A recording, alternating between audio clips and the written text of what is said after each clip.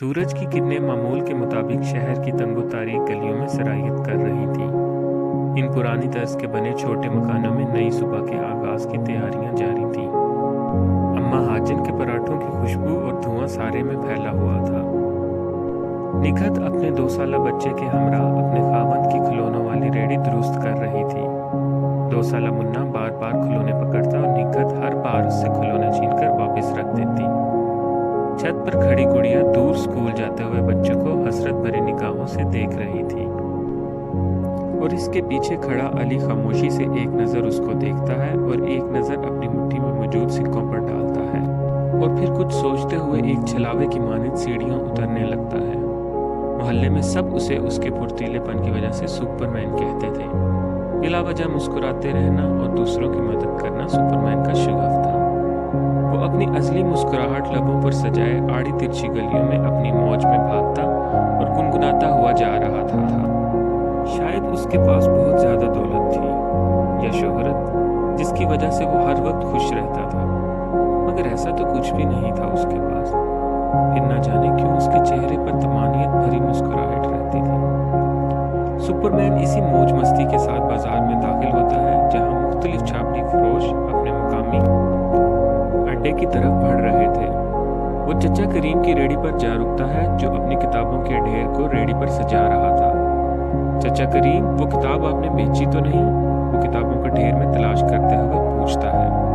तो फिर आ गया।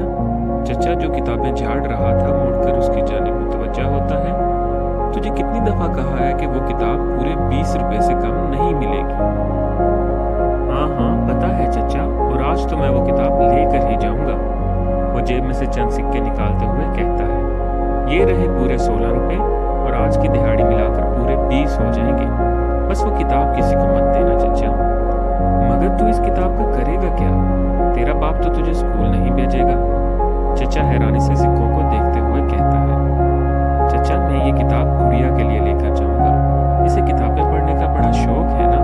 अपनी छोटी बहन के बारे में बताते हुए उसकी आंखों में एक अजीब सी चमक उभरती है, कम मुआवजे में बहुत ज्यादा पा लेने जैसी चमक।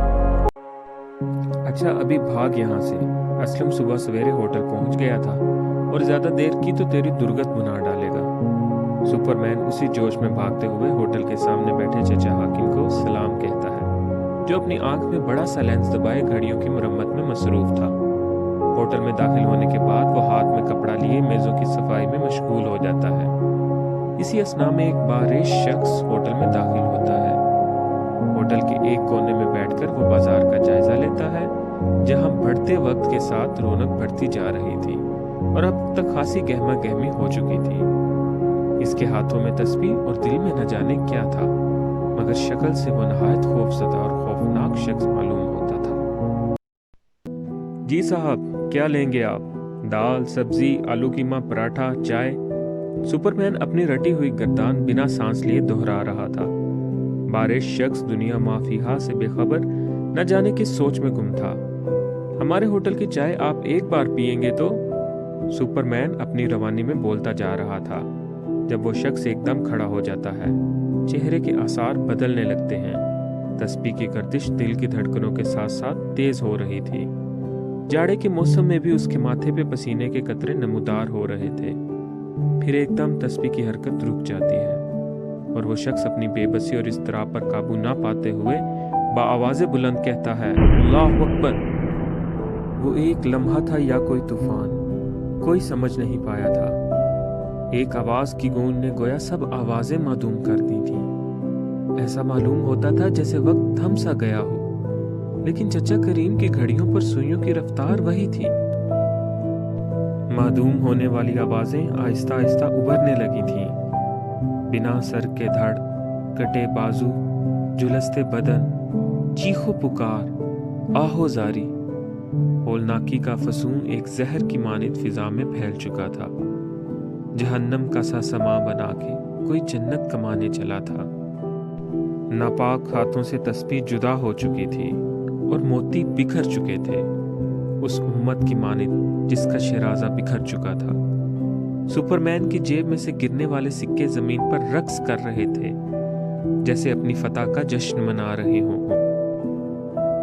اور یہ منادی کر رہے ہوں کہ آج دنیا میں ہمارا راج قائم ہو چکا ہے۔ چچا حبیب کے کھلونے کچلے گئے تھے، اس حسرت کی مانند جو منّے اور گڑیا کی آنکھوں میں کچلی گئی تھی۔ کتابوں کا ڈھیر زمین بوس ہو چکا تھا، اس علم کی مانند جس کے حصول کے باوجود ہم زمین بوس ہو چکے ہیں۔ بے بسی و بے چارگی کا مجسمہ بنے ان چہروں میں ایک مکروہ چہرہ بھی موجود تھا، جو دور کھڑے اس منظر کا جائزہ لے رہا تھا۔ ایک خوبصورت شناخت کا لبادہ اوڑھے، ویسا ہی ایک پارش شخص ہاتھ میں تسبیح لیے، وہ شخص کہہ رہا تھا، الحمدللہ۔